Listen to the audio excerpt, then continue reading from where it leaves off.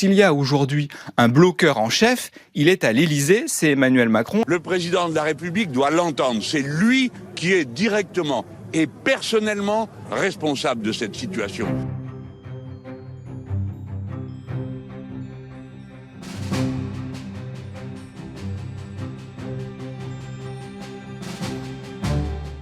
Quand 91% de ceux qui travaillent, 91% des actifs, disent cette réforme elle est pas bonne. Soit on fait comme si ça n'existait pas, soit on écoute. On fait le bilan, 5 journées de mobilisation très fortes, très importantes, avec des gens déterminés et un gouvernement qui provoque le mouvement social. Pourquoi est-ce que le conflit se durcit aujourd'hui?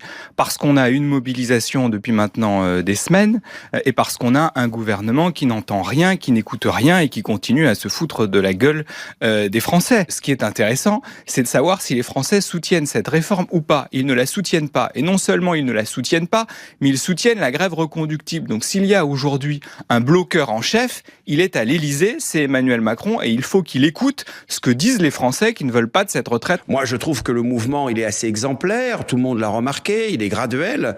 Et pendant 3 semaines, on a eu droit à quoi, en fait?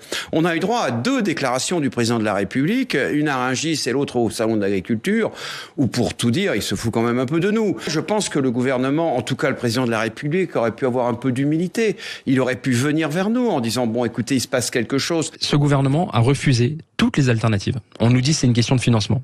Nous avons proposé des dizaines et des dizaines de pistes de financement pour faire autrement que cet impôt sur la vie des gens. Et je trouve qu'il y a une brutalité extrême de la part de ce gouvernement à vouloir avoir raison contre tout le monde. Le président aurait tort de compter sur le désarroi, le pourrissement, la fatigue populaire. Ce serait une erreur parce que le peuple français mérite mieux que cette situation.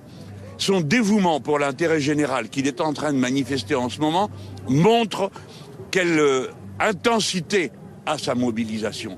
Le président de la République doit l'entendre. C'est lui qui est directement et personnellement responsable de cette situation. C'est à lui donc, dans le cadre de la démocratie, d'ouvrir une porte de sortie par le haut.